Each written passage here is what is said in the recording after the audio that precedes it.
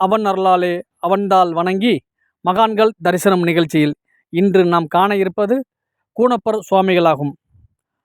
வத்தலகுண்டிலிருந்து தேனி செல்லும் நெடுஞ்சாலையில் எழுவனம்பட்டி என்ற அழகிய கிராமத்தில் கூனப்பர் சுவாமிகளின் ஜீவசமாதி அமைந்துள்ளது. 1890 வருடங்களில் கூனப்பர் சுவாமி ஜீவசமாதி அடைந்துள்ளார்.